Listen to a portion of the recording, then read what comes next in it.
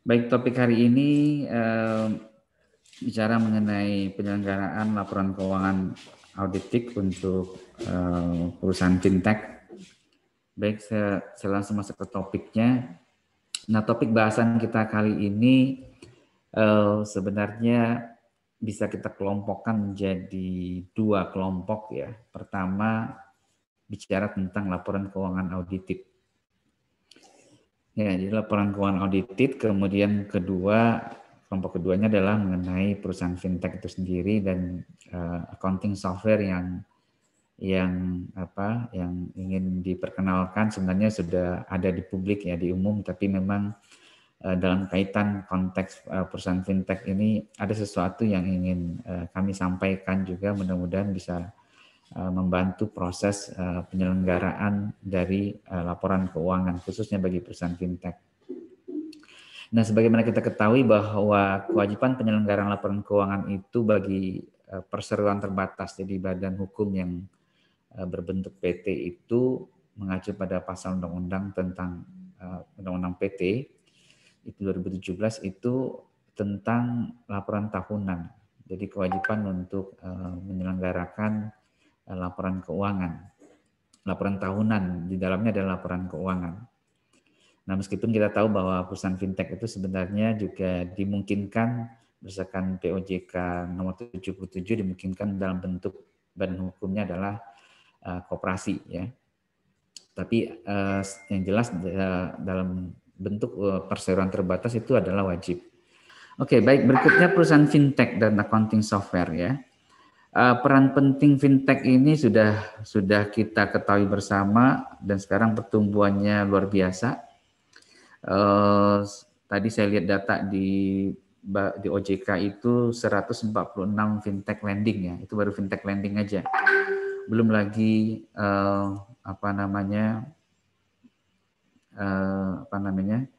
belum lagi perusahaan fintech yang kategorinya yang bukan fintech lending ya, seperti Gateway.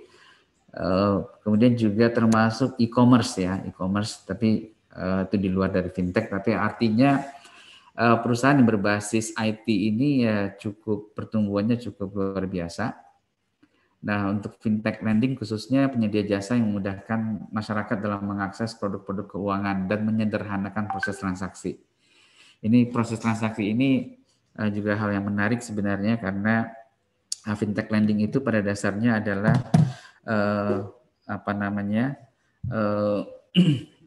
ya memainkan peran ya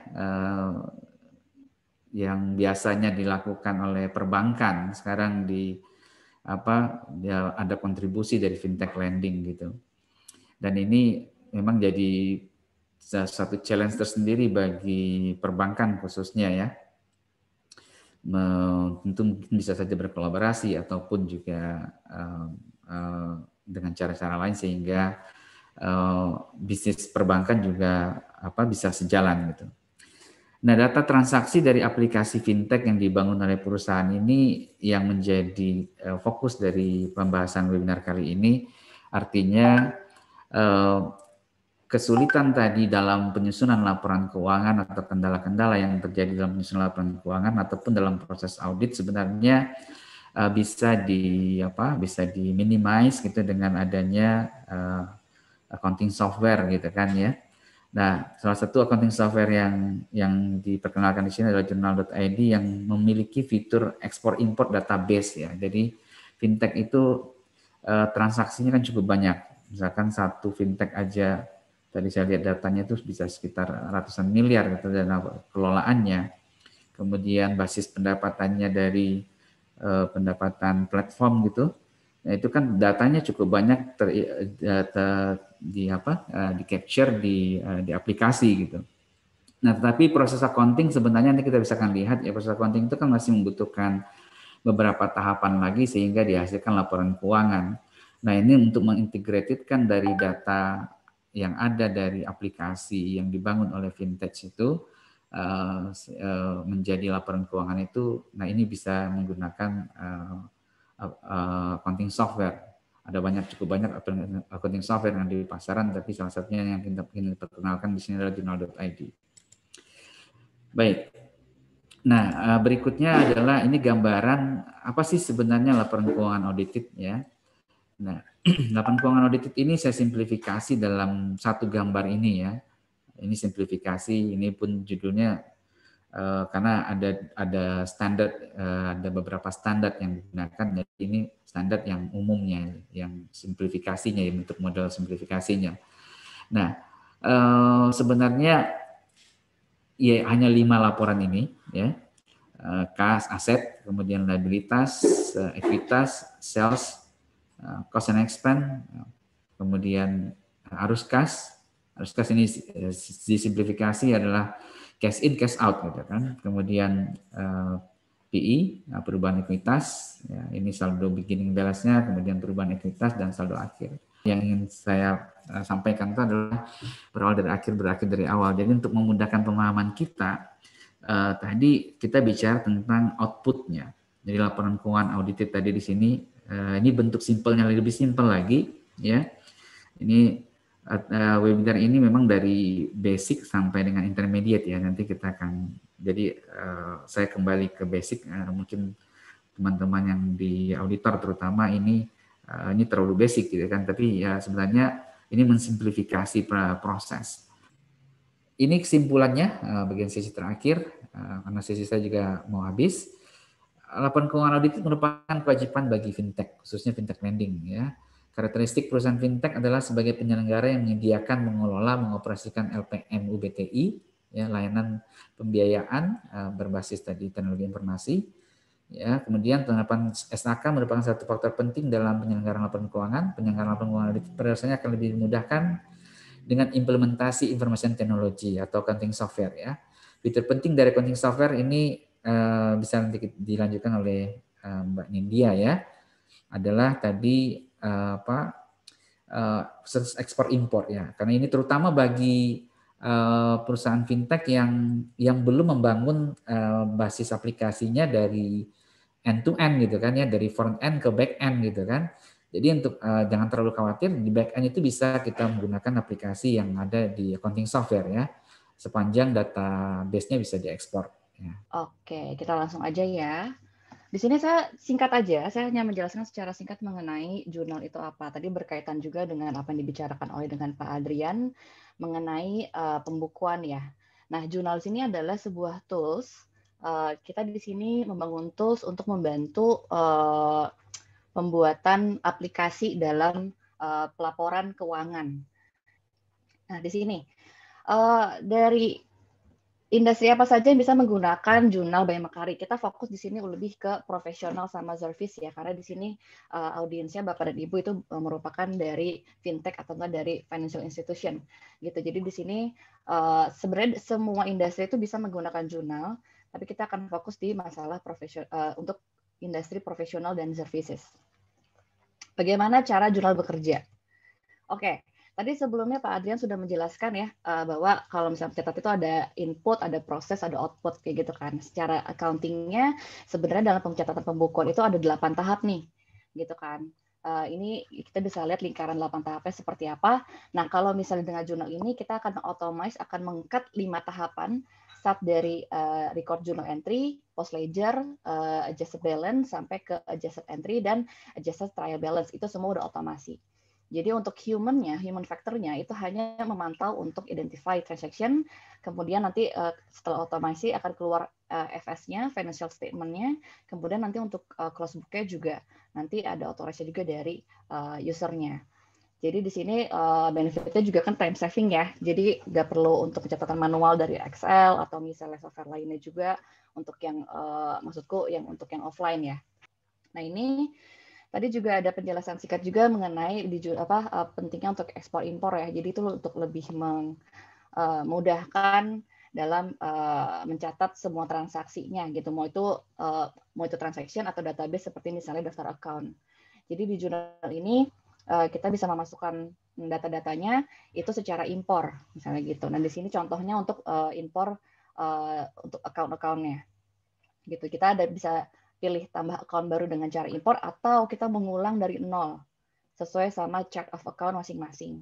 Kita bisa dengan cara impor. Nanti ada template-nya juga. Mungkin kalau misalnya waktunya cukup, bisa kesempatan untuk saya nanti dicoba seperti apa. Nah, setiap laporan juga ini bisa ditarik datanya ya.